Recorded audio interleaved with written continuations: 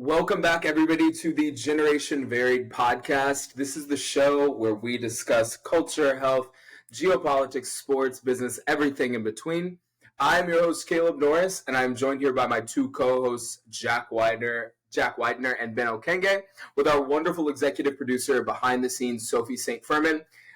We do have a special guest here today, though. A good friend of mine. His name is Peyton Hybl. He's got a lot of letters at the end of his name because he just just graduated from PT school. But I met Peyton probably like 8 or 9 years ago, maybe like a decade ago, at Texas Roadhouse. And we started off. I was a host. He was a busser. You made it sound like you guys ran into each other at a Texas Roadhouse for a second. Oh no, we worked together. Yeah. We worked together. And define the roles, like because I'm trying to understand. I'm trying to picture Texas Roadhouse. The host seats the tables, and so I was usually the person that was like up in the stand, like telling people where to go. And it's actually a little science to it. It's a lot of fun. It's like Tetris, and so I really enjoyed that. Peyton was a busser, so he was responsible for cleaning the tables off, like plates, and then going back and mucking it, right? And fun fact, Peyton actually taught me my first lesson in leadership, which is people listen to the person that's done the job, not the person that's just telling people what to do. But yeah, Peyton, welcome to the podcast, man. Thanks, man. I'm actually really geeked to be on this. This is actually super exciting. I've peeped a couple of your episodes. Our good friend Daryl was on it a few weeks ago. I've peeped that episode, and when I get the time, I actually do watch it. You guys have a good thing going on, so I'm honored to be on, for sure. Dude, we're happy to have you here. The only thing that I was going to, or the reason why I've asked Peyton to be on the podcast is that we were having a conversation over text message the other day, and I really enjoyed it. I enjoyed the way that Peyton was approaching the conversation, even though we had a little bit of disagreement. And I wanted to be able to share this conversation with the broader group and with all of our listeners, because I think people need to hear that you can have this conversation with your neighbors, with your friends, and disagree and still sit at the table and be fine. Yeah. And so Peyton here is my guest. I've invited him here. And I cannot say enough good things about everything that he's going to be sharing with us today and the conversation that we're going to have. So yeah, that's sort of what we're doing here. But yeah, stick around to the end because that's when that's going to happen. Before we get into that, though, I was scrolling through Instagram. I love Instagram Reels. Honestly, it's a guilty pleasure of mine, and I found this one reel that absolutely killed me, and I just kind of wanted to get your guys' perspective on this. So Caleb, if you could pull this that is up. so funny. Genuinely, I laughed about it for like so long when you first said this it. guy, and I was having a mental breakdown, and I was telling him about mental health, like very personal things, and then he just told me to lock in. So we're just putting our business out there for everyone, I guess. This is why I don't do online dating apps, bro. I say one thing, and she's leaving out some key advice I gave her. She was like, yeah, my friend, she just cut me off. I was like, oh, have you tried dialing in? Or maybe you could tap in. She wasn't trying to hear it, though, you know. This lifestyle's not for everyone.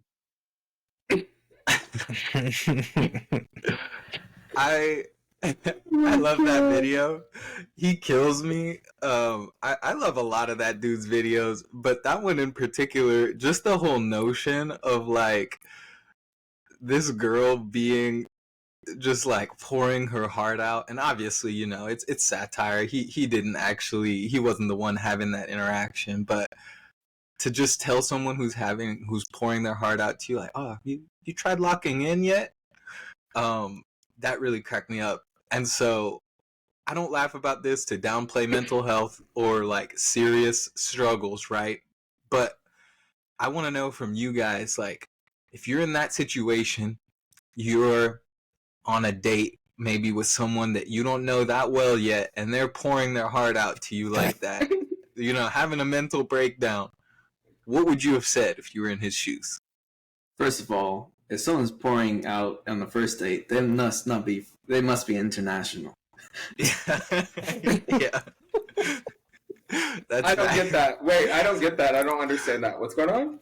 So what I've noticed is, and this is also just observation from American college students, is like typically like international students on campus open up very easily, and a big reason for that is they're, from international student perspective, they're trying to see how do you handle, like, are you listening? How do you handle my story? Yeah. But from Americans' standpoint, like a lot of times, like, look, let's do some stuff together. Like, let's go to Waffle House. Yeah. Or let's go We're very experience based to like warm up to people. That's so right. And I actually have a checklist of things that I check for people on, like, when we go out in public, did they do this? If we've been out all day shopping, did they wash their hands before they eat? Stuff like that. Like, I be watching. Dang, you got the checklist. You got the glasses. I genuinely do. How I've got a Google Drive like form file right now that I send to potential roommates that I ask them to fill out, and it is 15 scenarios, multiple choice. You choose what's the best answer, and that's how I made my roommate decision. I'll say this: I love my roommates. Yeah, that's worked out for me. I never heard of that before. Wow, whole process. But anyways, someone comes to me with, open up. I think I definitely want to react the same way. I think sometimes locking in or dialing in is another way of just saying, like, why don't you just put the emotion down and just push through it? I would say that. Jack, that's my critique of stoicism. I know you're really into stoicism. That's my critique of stoicism, is that feels like the stoic answer, which is just don't worry about your emotions, lock in. Yeah, there's definitely, when it comes to stoicism, there's like a whole balance in terms of like not letting emotion dictate your decisions and whatnot. But when I heard that, when I think about locking in, I feel like I totally could like been in like, let's grind, let's eliminate everything, like this is all I'm doing, and it got to a point where I've just always been met with being burnt out. Yeah. And realized like this is honestly not a healthy way of, I guess, like being consistent, because it's more of a wave it became for me. So I think a lot of times if I want to lock in or dial in, it's more of just making sure my heart's in the right place in terms of like what I'm pursuing. Is it power? Is it money? Versus characteristics and purpose. Yeah. So I think in that moment, I don't know, I definitely will listen, but would have been like, okay, let's wait. Let's get to know each other. I agree. Okay, so I agree with the first part you said, when in terms of first date is kind of crazy. It's absolutely insane if someone were to do that. Absolutely crazy. Yeah. I don't think I've ever used the term lock it in a serious manner. It has always been sarcastic every single time. But like kind of hard. It's like, for example, like if like my wife just got home from school, she's like, oh my god, I don't want to cook dinner. I'm like, all right, dude, like lock it in, let's go. Like, come on. Like, let's get it over with, whatever. And then you might be able to test this with like patients in the clinic. Like, they're like, oh, like I'm spent. I'm like, dude, we've only been here for 40 minutes. We got 20 minutes left. Like, let's go. Lock it in. Yeah. And then that's just like, I'm not messing around. Like, just get it over with, rip off the Band-Aid, and then it'll be fine. Like, as a less serious approach to the whole conversation. Peyton, my question is, I wonder how many times Tanya is going to tell people in the alley to lock in after listening to this episode. Oh, Jesus, dude. So for our listeners, Tanya, if you're listening to this, I love you. Lock in. You better have those people focus on their focus and lock in. I don't think I've ever used it seriously. I could see myself. The only way I could see myself using it seriously is if I was in like a dire situation and I was like, y'all, we're gonna have to like get out of this. Like if we were, I don't know, like let's say that something happened and we were like stranded, I'd be like, all right, everybody, lock the F in right now. Yeah. Because I'm getting found, okay? So I think that's the only real life situation that I would use that for and like mean it. I typically use it though for like drinking too early in the day with people. So That's yeah, that's me. But... So to piggyback off of that, we were just in Mexico a few weeks ago, and like for 3 hours out of the day, they played volleyball in the pool, and we start at 10 a.m. on this side of the fence, and so it's like, so like by 3 o'clock, I'm like huddling the troops. I'm like, everyone lock it in. I'm not losing this game. I promise you, I will die trying to win this game.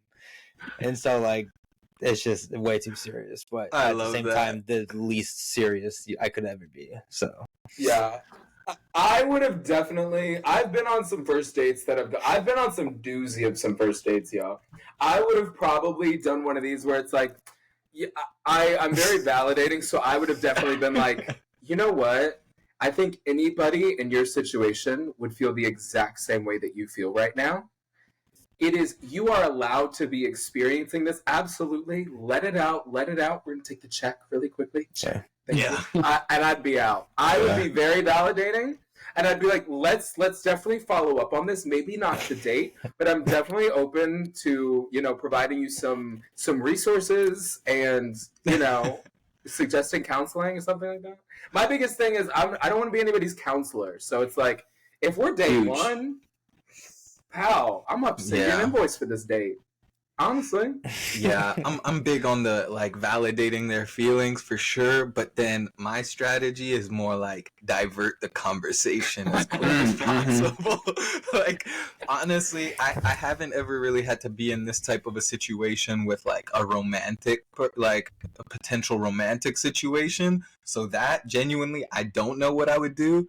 But like Peyton said, like working in the clinic with patients every single day, like I could name 4 different patients that I had to do this with today, and it's very tough. But like I'm good at being like, oh yeah, I hear you, I feel you.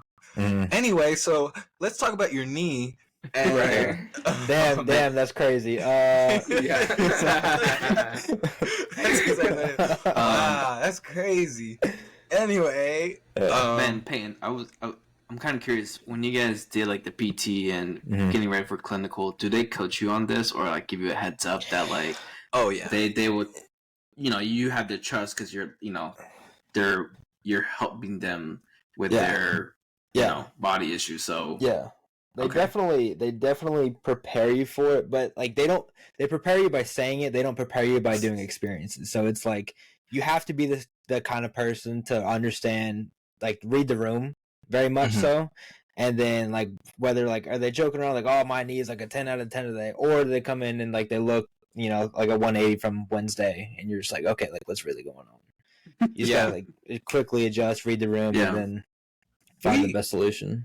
Yeah, we like in my program, we like practice scenarios and stuff. It's hard to take it serious in those situations, but it does help you a little bit when you get to the clinic, because like people really will bring like crazy stuff to you that maybe it's actually related to your therapy and your treatment that you're providing and that kind of thing, but sometimes it's just totally separate. And so it's like, not only do you have to know how to read the room, but you also have to be good at like determining like, okay, is this actually a conversation where I want to divert, or is it something that I think needs to be addressed, that we need to talk about further? Because it's like, yeah, like, I'm not that type of therapist, but at the same time, like you have to be able to listen to someone to really know what their problem is and to be able to help them out with that. So,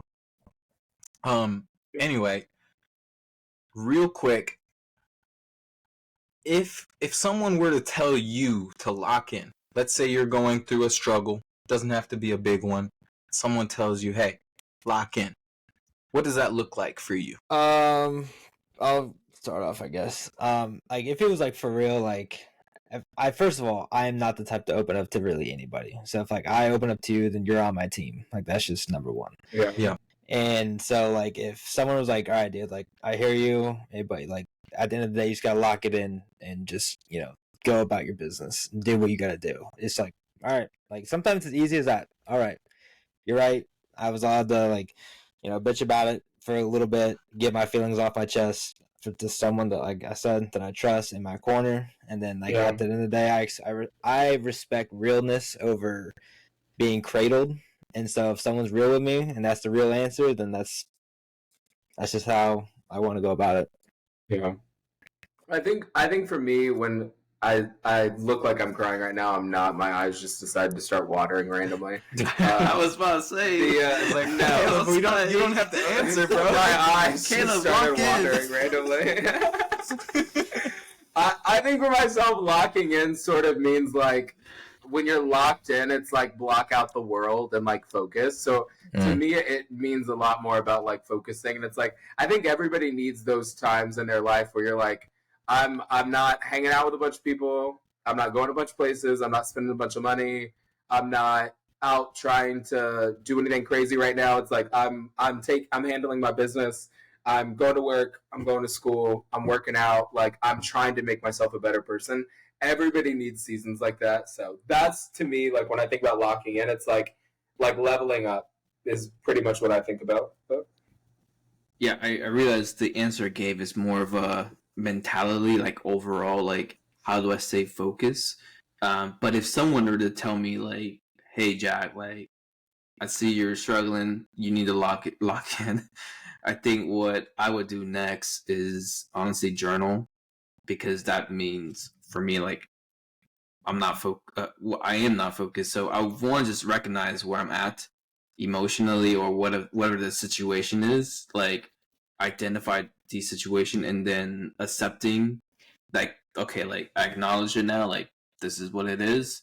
Now I'm just focused on the controllables, which is, my effort and my attitude, and then turn the negative into positive. Like I feel like that whole, like I call it the raft, and this is an actual acronym thing I actually do a lot just to help me like focus on what I can control.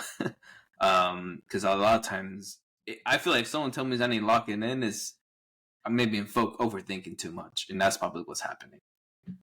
Yeah, I think similar to you, Jack, but for me personally, like this wouldn't apply to you, Jack, but like for me, it's when I get real quiet. That's when I'm locked in, because unlike Jack, and maybe more like Caleb, I like to talk a lot. I'm a very social, extroverted person, but I live in my mind a lot, and I think deeply, right? And so I think in order for me to be able to do that, I have to just be quiet. And I really, when I get really quiet and when I get focused, it really is hard for me to be distracted by other things. To the point where like I sometimes feel like my hearing is just like gone, because my wife will be talking to me and I literally I'm not hearing a single thing she's saying because I'm focused on what I'm doing, right?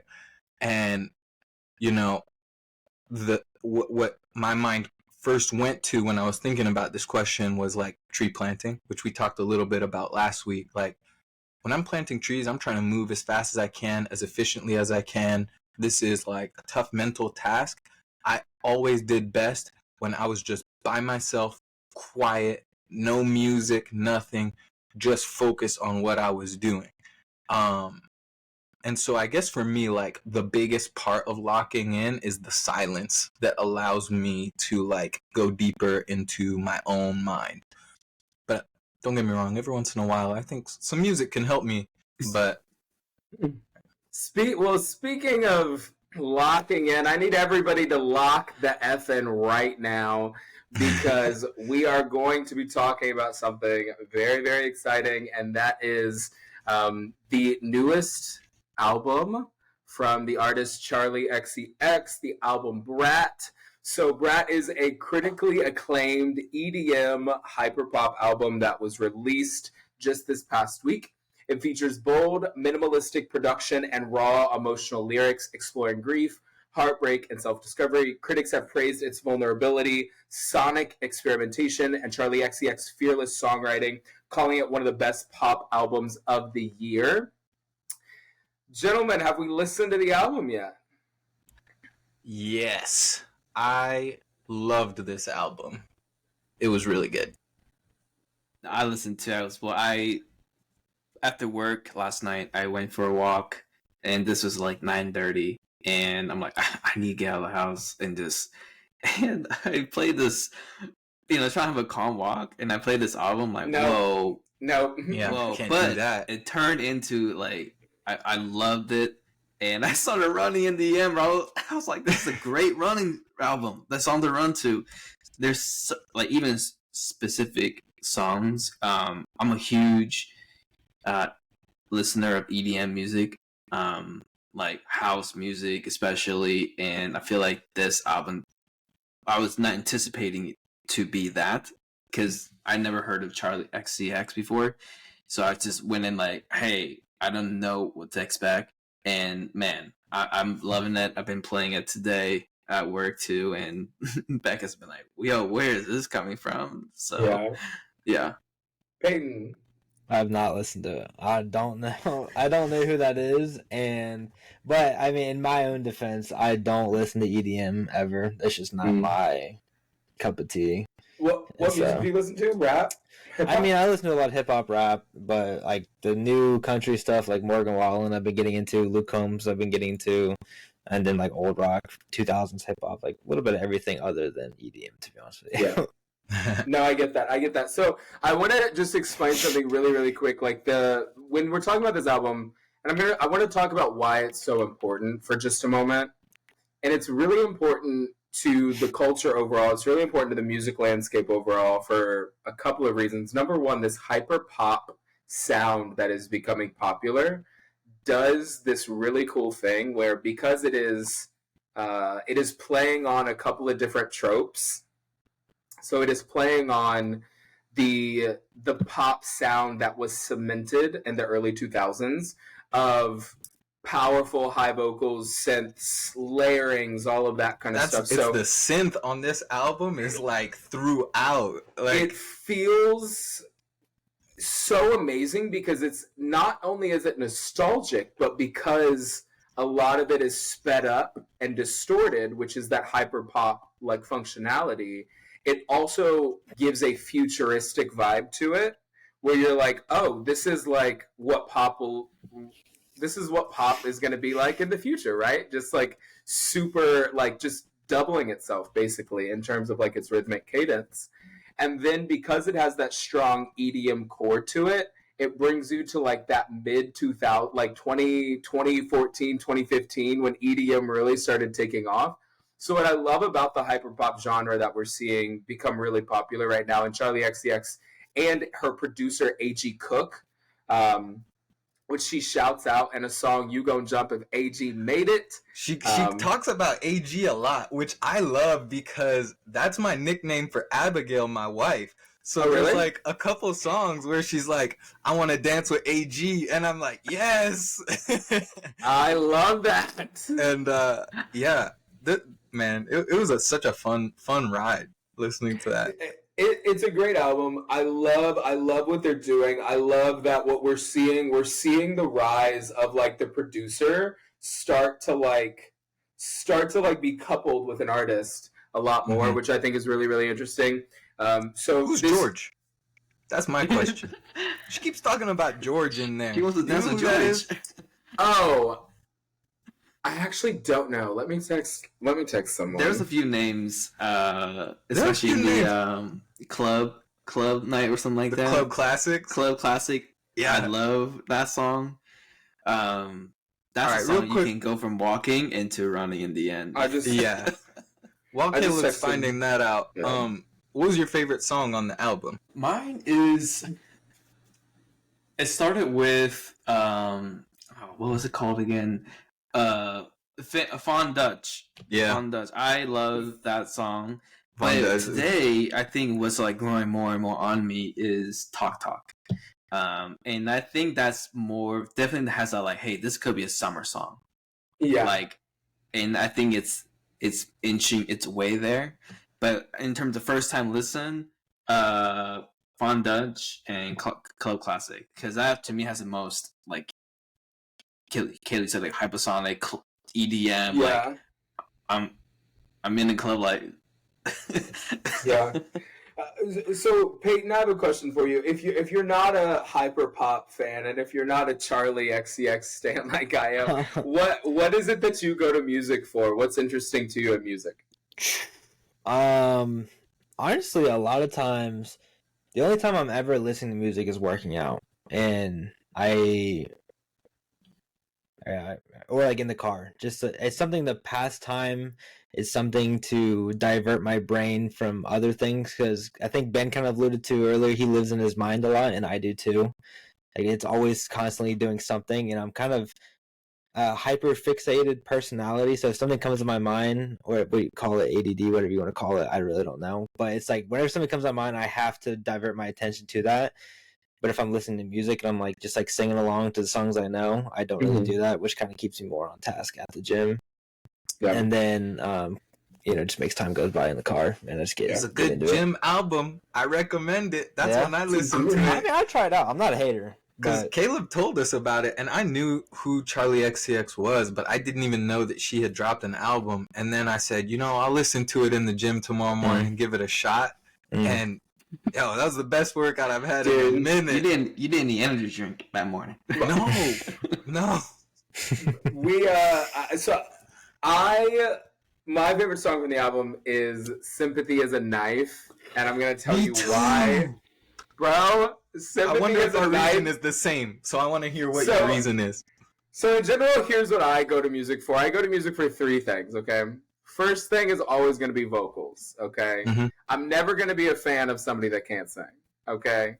You're going to have to, first thing I want is good vocals from music, okay? Second thing that I want is I want a story and I want a narrative to follow, right? This is why there are musicians who have amazing voices and they don't have a ton of success, i.e. the Demi Lovato's, artists who have a ton of talent. Slam. Sorry. Some of y'all are hurt right now.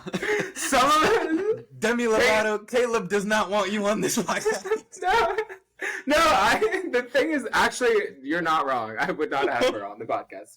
But the thing is that the thing about her is that it's like, if you look at her music, there's no story. Right. It's just, so it's like there's nothing to really follow. It's like there are plenty of amazing vocalists in the world. Finding somebody that can sing is not an issue in the world, right? It's not a problem. Finding somebody that can write, can tell a story, and can express a feeling. So the first thing I go to is vocals. Second thing is a story. Third thing I'm going to is for a vibe. When I say that this song and this album check all of the vibes, at the top on that chorus, that, 'cause I could never be if I tried. I'm opposite of love. That is just, and I also love a walk down in a music, like rapid walk downs over and over again to do like little runs. I used to say, I listened to this podcast, what's it called? The I've Had It podcast, and she's like, inject that right into the veins. I don't say that because I think that might be something negative that people with drug abuse might not want to hear. But if I did say that, I would say that about this song. Right. You know what I'm saying? I think you're spot on with all three of those things. She definitely does all three of those super well with this song. One of the things, this was also my favorite song from this album, but for a different reason. And that's because I really like music that is, at the same time, easy to listen to, very enjoyable and just catchy, right? But then, and like upbeat, that kind of thing, while also having this like dichotomy of having like really deep and like low-key depressing lyrics. Like, it's kind of heavy, a lot of the stuff that she's talking about in that song, if you really like read the lyrics separate from the music. And so I think just those two things that don't line up goes together so well. And like one of my favorite artists of all time is a Belgian artist called Stromae. I really recommend his music, but that's what it reminded me of, where it's like EDM, like house music, but then the lyrics are like actually really deep and meaningful. So it's like you're almost being tricked into listening to this like heavy stuff, you know? That's what I was gonna say. This album feels specifically for like our age group of like Yeah. early adults that are like it's like, hey, we're kind of we're having a good time, like we're partying, we're like doing our thing, but also we're kind of depressed about X, Y, and Z. And that's what I loved about the album, is that it felt very authentic, and that yeah, we're here, we're having a good time, we're out with our friends. Simultaneously, in the back of my mind, I have some serious stuff going on, and I think everybody falls into that category. So, final question here to sort of wrap this segment up. If you had to pinpoint an album that you remember shifting the culture, because I genuinely believe that this album is shifting the culture right now. You had to think of one album that shifted the culture in your lifetime. What is that one album and why? And let's do like 30 seconds on the clock for everybody. I'll start us off. Rihanna's Good Girl Gone Bad changed the game for me. I think I was in maybe 5th grade, 6th grade, something like that. Good Girl Gone Bad changed the game for me. It felt like after when that album dropped, after Jay-Z was on that collab with Rihanna, it was just like music changed after that. It's like it became spicier. It became more about sex. It became, more raw. And so that's the album that shifted the culture for me. I would say, for me, everybody knows it's gonna be a Kanye album. Classic. I'm gonna go, honestly though, for real. My Beautiful Dark Twisted Fantasy, I think, is just like within hip hop one of the like greatest masterpieces of all time. And I speak in hyperbole a lot, but I genuinely do mean that when I say masterpiece. For those of you who like listening to podcasts, Dissect is a podcast about music that I would strongly recommend, and he did a season. It's a whole season of a podcast just on this album. And if you don't have an appreciation for Kanye, and especially that album and everything that was going on around that time, strongly recommend going to listen to that. But it's kind of like some of the last actual really good writing that we get from Kanye. And I don't know, maybe he's gonna turn around and start giving us some actually good lyrics again at some point in the future, but I doubt it. Those were like, that's the last album that I'm like, whoa, he's talking about some serious stuff in here. But also it's like, this album, like, it hit every single emotion that you could imagine within it. And just the way that he was able to use different genres all kind of interwoven, but it still was just deeply hip hop. To me, that opened up the door for like, from my perspective, it opened up the door for so many artists, and so many, like, I don't know, I feel like Kanye is someone who really created like subgenres within hip hop that we wouldn't have today, if not for him, and if not for that album specifically. I think before that album, hip hop was hip hop, and you kind of knew exactly what you were gonna get. But like, because of all of the different types of songs that and moods and vibes that Kanye made with that album, it like created these subgenres that we now have that like make hip hop feel like too big to even consider one thing. Yeah. I feel like I definitely need to listen to that podcast, because, Ben, you got me intrigued about the impact of that album specifically. Obviously, I heard that different times and multiple times in my life, but never really understood the context of like what it meant when it came out. And I think that's what I'll caveat to the album. I'll say is like, I feel like for a while I never listened to album from top to the bottom, but just listened to whatever is popular. But this album that I'm gonna say is like, I would say the first time where I feel like I started genuinely getting curious about hip hop or R&B is Chance the Rapper Coloring Book, because I was in Taiwan. I was in high school. The only hip hop that's is Drake and Kendrick. That was, and J. Cole. Like, those are the three rap artists that was you're listening between the hallways. But when he dropped Coloring Book, a lot of it wasn't just like how good the song was. It was more like, hey, like, he's doing something special in terms of like, it's free music. It's giving back. Storytelling and whatnot. So for me, it's like, that was the album I felt like I wanted to listen from beginning to the end. And I feel like a lot of people can relate as well in terms of just the storytelling he was, telling in that story. And like some of the sounds you said, like even features that was in that album as well. So for me, I would say that's the culture shift album for me. I'm not saying like it maybe made a huge dent in the music industry. Yeah. Yeah. I really don't know an album that changed the industry, but I do want to hit kind of two indirect points. So like one on the topic of like front to back first album you like really resonated with. I'm saying like, and I shouldn't say resonate because none of this really even resonates with me. But like 2014, Forest Hills Drive, J. Cole is the first album like front to back I listened to on repeat. It has You're like, light skin at heart. I mean, I do what I do.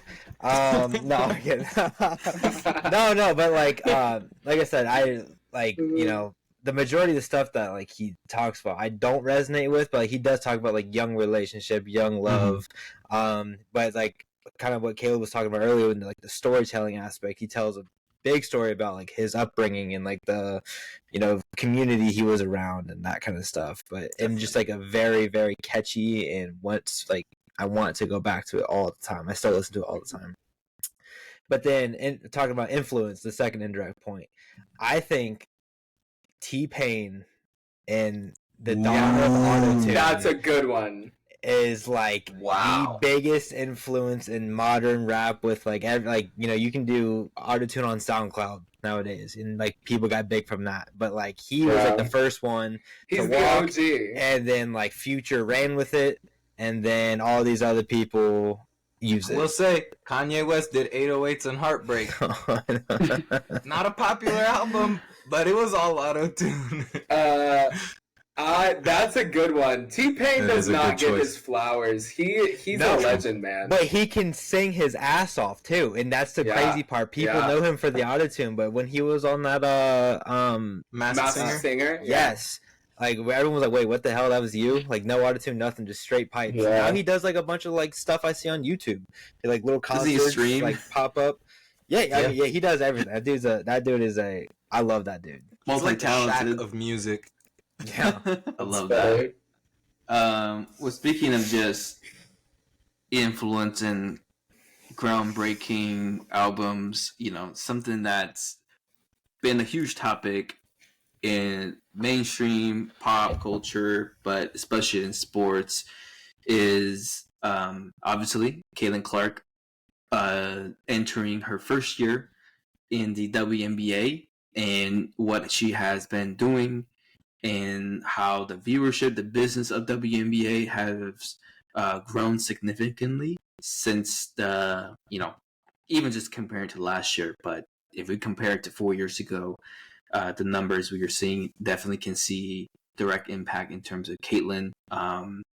Every game when she's a visitor, like for example LA Sparks and Washington Mystic had to move away from their small arena. So Washington Mystic move away from their 4,200 seating to a 17,000 arena, which they filled it up.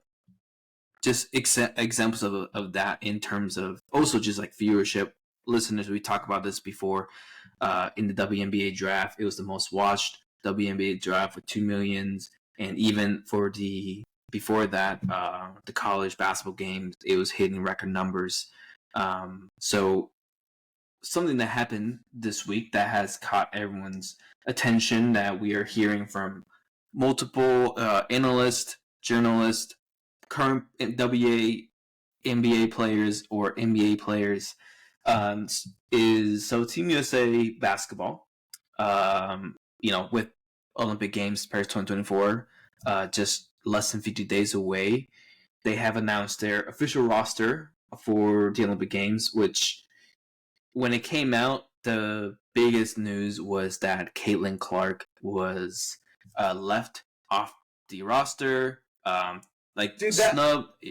Go ahead. That's what throws me. I don't want to interrupt you, but that's what throws me is that I remember seeing it on Instagram, and it was like, did an official account just make a prerequisite and as to why they either did or didn't snub somebody? It felt so. It's like, wait, what's happening right now? Why is the official account explaining their decision like this about one player? Anyways, continue. So like I said, there's a lot of conversation. So that I would say over the last couple of days, I narrowed down to just two sides. One is Team USA's goal is to get the gold. They already won 7 back-to-back and now going for the 8th. And obviously, Team USA's goal is to get, gold medal. So the objective is to put the most experienced player on the team. So makes sense why Caitlin is not on the team, because she's not better than anybody on the team, and she's also a rookie, and no other rookies on the team.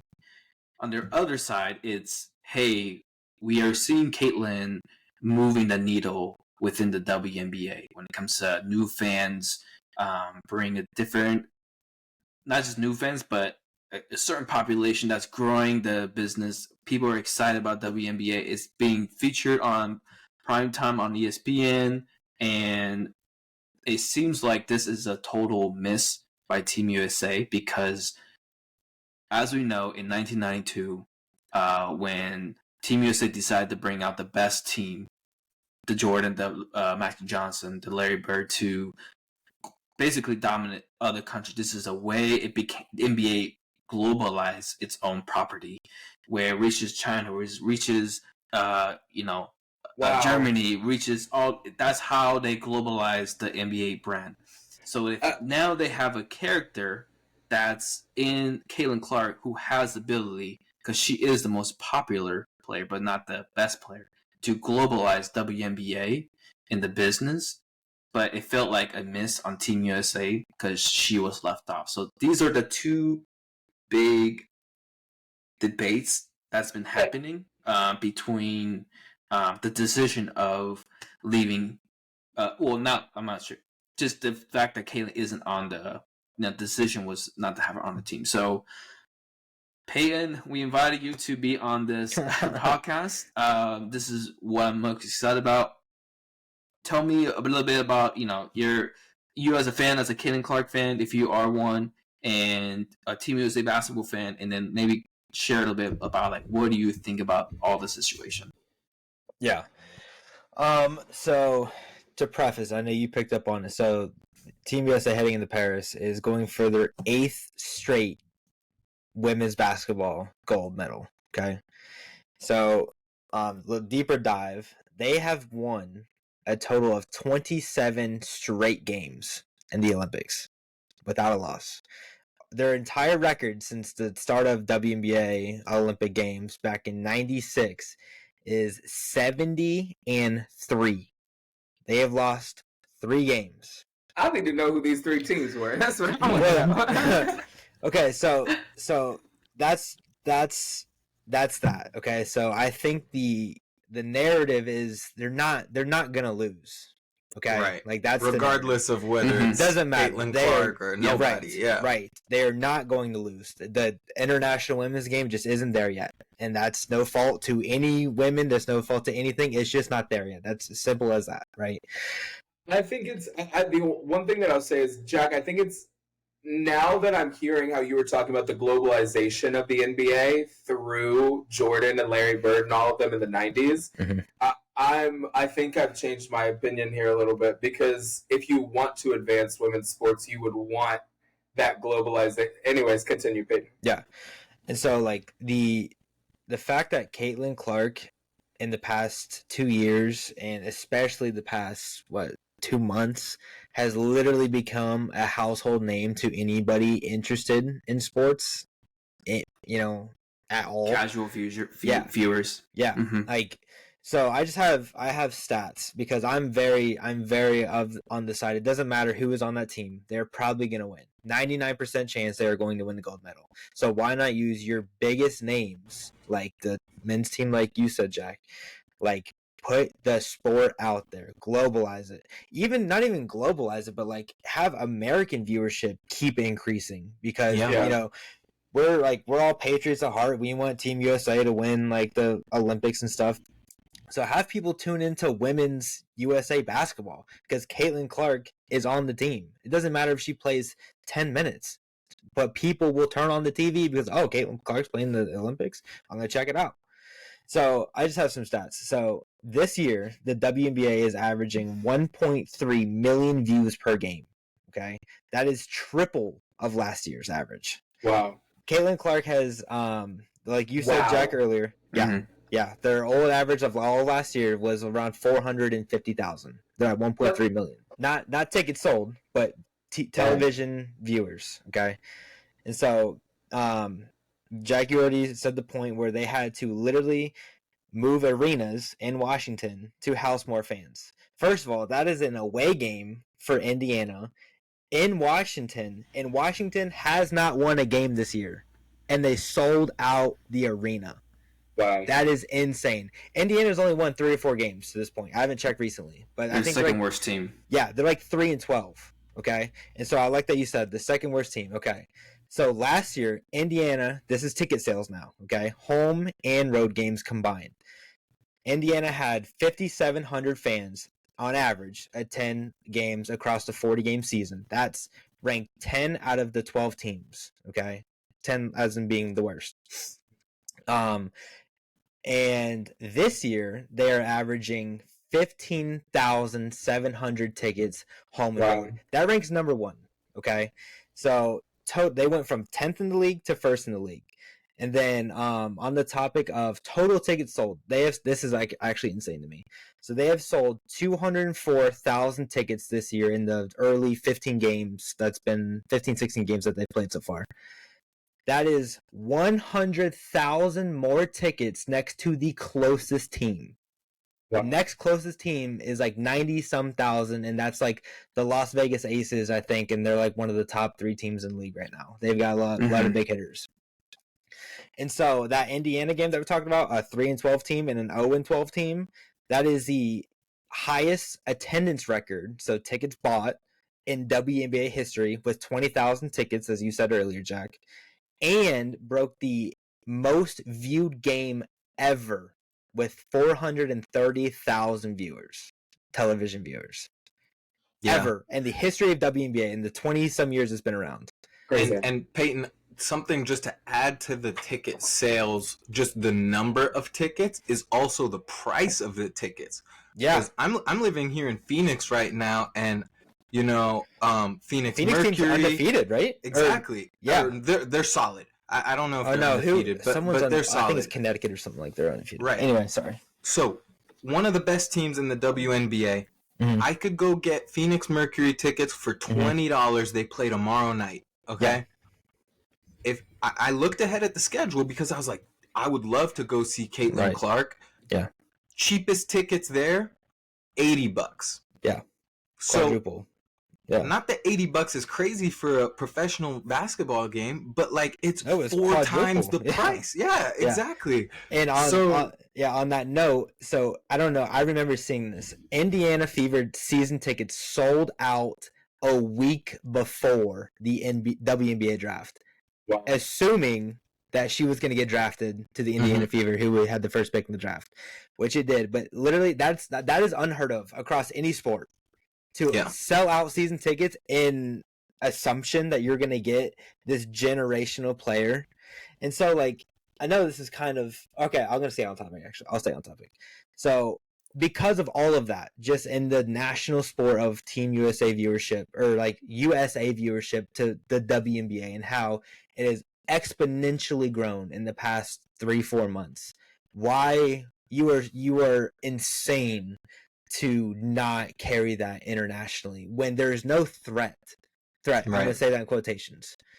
So if the Team USA, has gone back and forth with Argentina, who has been the NBA or men's team has been historically very good, or somebody like that, then yeah, you want your best, you want your heavy hitters, you want to bring home the gold. But when you're going for 8 straight, and in the past 26 years you've only lost 3 games, dude, what are we doing? Peyton, thanks for breaking down the numbers. That definitely will help us to contextualize, because sometimes when we say Caitlin is that one player that can really influence the game, sometimes it's good to have numbers to kind of show what we mean by that. Ben, Caleb, do you have any? I guess that again. I'll bring back the question again. What is the biggest priority? Growing the business of WNBA, or putting players who has the most experience and who also earned the spot to be on Team USA? Do you see it's a really tough... I think the experience thing needs to just be thrown out altogether. I mean, for Olympic sports, it's not about that. It never has been. Team USA for women's basketball has had rookies on the team before. This wouldn't have been the first time that had she been on the team. She would have been the only rookie, but let's not act like she's not a solid player, right? The hype is there for a reason. So I don't know. It's just seemed weird. I think from my perspective, it's go back to the foundation of what world does the WNBA exist in? What type of entity is the WNBA? Is it a business? Is it a nonprofit? Is it what is it? They're there to make money. Is it a business? It's okay. So Entertainment. I'm glad you brought this up. So it is a business, but it is funded by the NBA. And prior to this year, the WNBA has a net loss. So literally, the NBA is paying to keep WNBA players playing games. Yeah, well, and that, to my understanding, any if they're wanting to keep that model, then it's essentially they're essentially treating it like an in-house charity. But I'm believing that they're wanting to switch the model over to being a profitable business. Yeah. So if that's the case, then by the business decision, I completely agree that she should be on the team purely because of the numbers, right? We're running a business here. I'm allowed to make some tough calls and say, hey, this person is going to drive my business. I don't care if they're a rookie. I don't care if if I have to expand it. Is there one person that I might have to have a conversation with that's like, you deserve to be on this team. This person is going to put this sport on the map for you and all of the people that you've played with for the rest of the year, or for the rest of your life. And that's hard. It's imagine being the people that were playing with Larry Bird and Michael Jordan. Yeah. That were what felt like to him, even though they're all amazing athletes, in comparison to these once-in-a-generation athletes, you sort of feel like a scrub. You're like, what the heck? And so I think people need to have tougher conversations. One thing that I want us to get to is that people keep bringing up in this conversation, the conversation about race and the conversation about Caitlin Clark being white and she's brand new. The white privilege, pretty privilege. And I want to talk, Peyton, at least from our conversation, I know that we had brought that up. Yeah. And I don't want to speak for you, so can you share with me what are your thoughts on Caitlin Clark's race in the conversation? Yeah. So I think on the topic of professional sports, in this field, in any professional sport, you are the top of the top. You've made it. There's nothing higher in this tier of whatever sport you're in, right? So when it's like certain medias, like media platforms like ESPN or Fox Sports or whatever, ABC, whatever it may be, bring up like the privileged aspect and like it's only because he's white. And there's a specific examples like last week Stephen A. Smith on ESPN was like let's call a spade a spade. She's only getting this attention because she's a white woman. And it's like I'm like I cannot stand that conversation in sports because like let's throw to the wayside that she is the all-time leader in points scored in the NCAA. She's the all-time leader in NCAA in three-pointers made. So like in my opinion, that has nothing to do whether she's black, white, brown, Asian, doesn't matter. Like she made that ball go in the hoop. And that's why people watch her. It's the style, it's the craft. She has the eyes. And so when that is just such an excuse. And so on top of that, in a sport, the WNBA and the NBA respectively is 80% predominantly African American. And so it's like, how about instead of like, all the attention on like the white girl and Caitlin Clark, like why is there not news stories on Aja Wilson, a black girl that plays for the Las Vegas Aces, who is averaging like 32 points a game right now. Caitlin Clark has not been playing well. That's just, it is what it is. But she has eyes and she has viewership. None of these media platforms are ever posting about Aja Wilson, It's true. Yeah, that's on them. That's not on exactly. Yeah. And so what Caitlin's just there to ball. She's there to hoop. And like she has never once she's kept her mouth shut. She's taken the heat very well. She's never retaliated. She goes, I'm just gonna play basketball. Yeah. And like on the point of like, how like people are saying like, she's been targeted because of jealousy, because of pettiness, because whatever it may be. Like I do agree she's been targeted, but a lot of these like media platforms like, oh, it's WNBA basketball, it's hard, it's whatever. And so I just kind of like want to dive deep into that because I do feel like it plays a little bit of something. Yeah. So go ahead.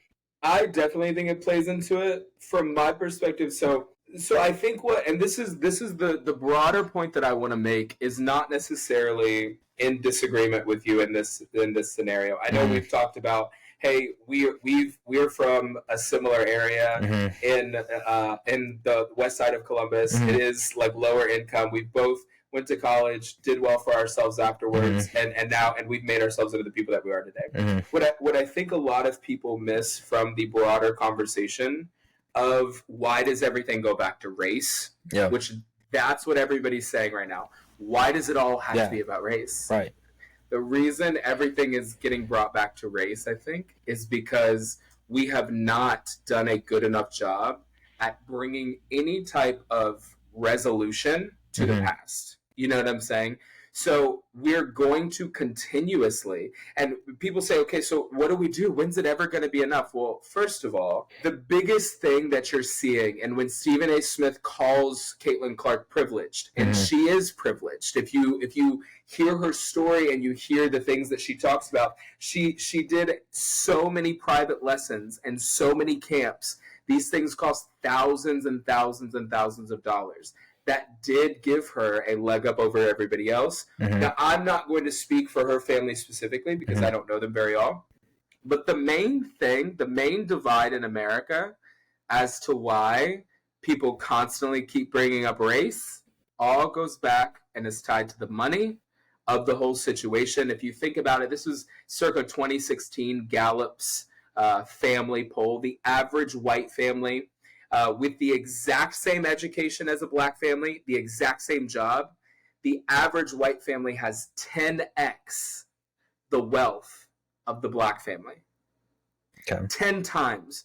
And so what we're seeing is, I think we're seeing the rippling social effects of a society that is fractured because we never made amends or healed from our past, which is why you're thinking to yourself, what the heck? This is basketball. Why are people bringing up her race? We're bringing it up because there is this divide, because Caitlin Clark is white, and because the WNBA has been predominantly black. There is the women, I think, that are competing against her do feel slighted. Like, why all of a sudden is this getting attention? Right. I think that there's a very good narrative there of she's one of the greatest ball players.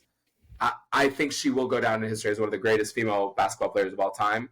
Yeah. So that's my perspective, but So- I think that's why we keep bringing up race in Mhm. general. Right. So obviously it is a conversation, and the fact that this is a conversation that we're having, that it's a conversation that a lot of people are having right now, means that there is no clear-cut answer, right? If it were something that everyone were fully agreeing on, then there would be no debate, right? Mhm. My question for you guys is, well, first let me give the context. I do believe that in terms of the marketing around Caitlin Clark and just the popularity and both for WNBA and for this news with USA Basketball, I do think race plays a role. But my question for you guys is, how big of a role does race play? So, like, if you had to put either like a percentage to it, like, what would that be? And I guess a better way of asking that is, if Caitlin Clark were a black woman, do you think that this would still be the same conversation? I'll Go chime in ahead. on this. Yeah.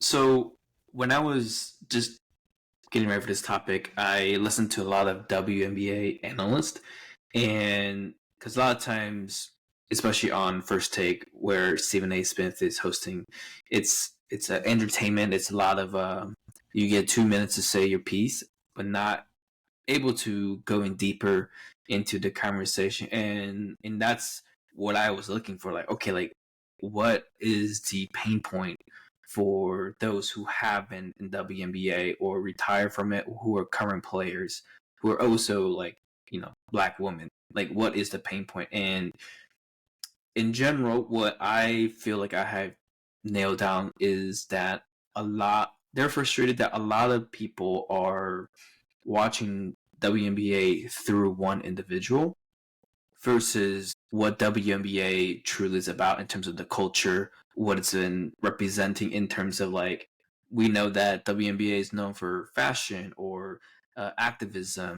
So I feel like there is a ecosystem that exists already in terms of the integrity and honoring the system of how WNBA function, because it is not NBA. It's a whole different property, and the way they go about it is the what some would say, analysts would say, like, their biggest priority is legacy, leaving a good legacy for young women and children to, someone to look up to in terms of promoting strong character and whatnot. And when you bring in Caitlin Clark, who does come from Red State and does bring a whole new population of, specific white, population viewers, which is a lot, which has a ton of purchasing power. Now you're kind of like navigating we never talk about WNBA until now. Yeah. We never talked about Asia Wilson or her story, and how she's a two-time, MVP, and she won back-to-back, now going for her third WNBA champion. Like, a lot of these stories that, like you said, Peyton, like, it may be petty, it may be jealousy, but I think at the heart of it is what WNBA represent feels different than what Caitlin and the viewers want it to be. And I think that's where a lot of conflict is at. And so that's what I would say. Like, if Caitlin isn't white, this would definitely be a different conversation, because that is the conversation. But what Peyton says, like, this doesn't discredit or dismiss Caitlin's greatness so far and what she's going to accomplish. Like, she's amazing. We will see her at LA 28 and Brisbane 2032. Yeah. And one more thing I'll add about, well, actually, before I say anything else, anybody else want to just answer what Ben's question is? Yeah, so I do think this is about race because the media teams are making it about race. I think if you look at, yes, okay, on the side of privilege, yes, you could give her the privilege and she came from a nice household. But, when you think of on the other script in the NBA, you think of Steph Curry as the greatest three-point shooter of all time. No one, but what happened? Like his dad was an NBA player, and so he had a lot of privilege growing up. But he's a black man, Steph Curry, and so like where is all the hate that like Steph Curry was privileged and like that he has all this success now because his dad was in the NBA when someone like Kyrie Irving, LeBron James came from street clothes and homelessness damn near, and so like where's that knock? It's very hypocritical in my opinion, and coming from Stephen A. Smith, who is a black man, who has his own show on the biggest network in sports television. Why was he not talking about the WNBA 4 years ago when Diana Taurasi or any other household name, like balling out? Like where were those segments? But now because a white girl is like the golden goose in the WNBA now, the race baiting gets all the clicks. And that makes your show get popular. And that you like it or not, like that gets segments out. It's on Twitter, it's on Instagram, it's on TikTok, it's everywhere. But that doesn't make it right though. Like let Caitlin Clark ball out. It's not her fault that she came from money. It's not her fault. It was her that took the executive decision to make the most of what was given to her by her parents or the opportunities that were presented to herself. And at the end of the day, she makes a ball and go through the hoop. And back to Ben's. Like, I think Ben asked this question, maybe Caleb, was like, would it be a different conversation? I don't think it'd be a different conversation because if you look at somebody, the way she does it is what gets the eyes. Yeah. The fact she's pulling up from 35 feet has never been done before. Like, I say never been done. Consistently. She is the Steph Curry of the WNBA. And Steph Curry revolutionized the NBA. He is widely known as the greatest shooter of all time, and he's currently in the league. And so it's the way she's doing it, the style she does it, and the class that she carries herself with is what continuously has like these new fans in the WNBA. That's why like this whole uptick. And it's like, and I feel bad for her too because you have these other WNBA players like Angel Reese, for example, who publicly said like it's not because like people aren't just watching because of her; they're watching because of me too. Like that's just not true. Not on the level that Caitlin Clark is. I would argue Angel Reese is only relevant because of the whole thing she got into with Caitlin Clark 2 years ago in like the national championship game when she did this thing to Caitlin Clark's face. Like, I mean, I don't know if I'd say she's not. I don't know if I'd go that far. No, but Angel Reese has 2 national championships associated with her. She was like 3rd or 4th in the draft. Like, I don't think I would knock her. I mean, in comparison, I'm not hating her as a player, but I'm just saying when you look at the statistics and the eyes that are on Indiana versus Chicago, it is not a conversation. It's just not like, and that's not. I'm not hating on Angel Reese, but what I'm saying is the way she said it with animosity and the jealousy aspect, like that she's not getting her flowers. Like, just appreciate that. All these eyes are on your game and take this opportunity and just freaking run with it. Play your best ball and make your own name for yourself. Because in my opinion, she's most known for opening her mouth and not balling out on the court. And I think Caitlin's on the opposite end. I think Caitlin doesn't say anything and just plays basketball. And that's why she continuously gets the views. And Man, I am loving this conversation. I will say, I don't think I've ever heard an official statement from Caitlin's. Like, I've never seen an IG post. I've never heard an official statement, which I do find really weird as an athlete. So she, I think it's because she's been hated on, to be honest, and she wants to stay on the spotlight. She just basically said, "All right, I'm not disappointed. That gives me something to work towards too." Mm-hmm. Okay, so one thing. So it feels like, listen, this is a great conversation. WNBA season is just now starting. There's a whole season ahead of us. Playoffs not even here, so we hope this is a conversation we can come back to, especially when Team USA basketball takes place at Paris 2024. One thing I'll say, and it sounds like Caleb and Peyton, it feels like it's a miss for Team USA to leave Caitlin off.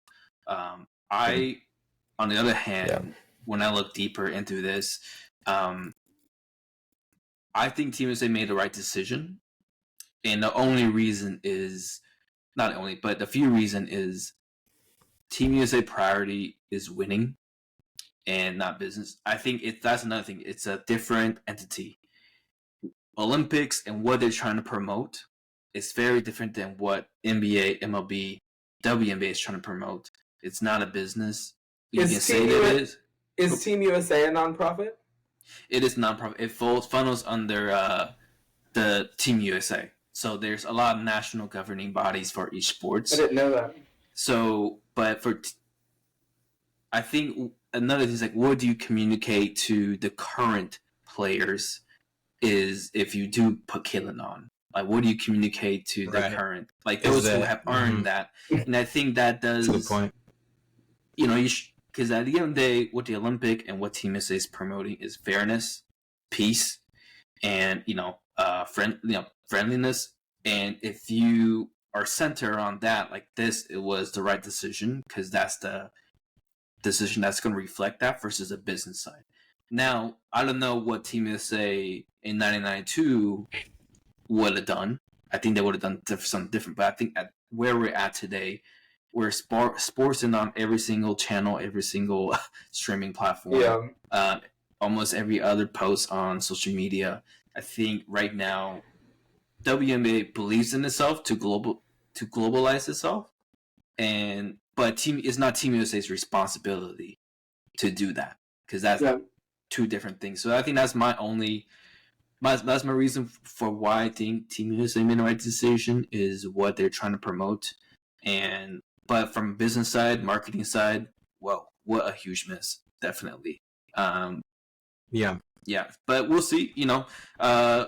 Any final thoughts on this before we close this out? Yeah, I have one just before because it's on topic, and then I'll let you guys have the floor because I know I've been talking a lot. No, we love it. Okay, so That's why we had you on. All I'm gonna say is that one of those Team USA roster spots is filled by a woman that hasn't even played a single game this year because she got injured in the WNBA finals last year, and she's on the team. She hasn't played a single game. Yes. Because she had a major foot injury. I'm trying to find out what it is. Will she be better? Chelsea Gray. Chelsea Gray is the best point guard in the WNBA. But she hasn't played a single game this year because of this is an ESPN article, a major foot injury that happened in 2023. Oh, but feet get repaired real quick. You can be back in 8 weeks on a. Well, I'm trying to find. Listen. You go find you a Southern dad that'll dip your foot in ice water and hot water back and forth. Get you some whole milk. You'll be ready in 8 weeks. Get some icy hot on it. You'll be good. Tape it up. That's what all the basketball players did. But that's all I'm gonna say. That's it. As always, thank you guys for joining us and listening today. A special thank you to Peyton for joining us as well. We really appreciated everything that you brought to the table today. And listeners, let us know what you think. Did Team USA miss or hit with this Caitlin Clark situation? Do they need to lock in?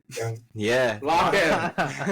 Did Team USA lock in or not? Seriously. That's the real question of the day. Let us know in the DMs. You can find us at Generation Varied on all social media platforms. We hope this episode brightened your day. We love building this community, so please continue to reach out with all your feedback. Rate us 5 stars on all listening platforms and share this episode with your friends. We love hearing from you, so let us know if there's any topics you want to hear about in the future. You can, like I said, send us a DM at Generation Varied or email us at generationvaried@gmail.com. We could not do this without you, so huge thank you to all our faithful listeners, and we will talk to you again next week.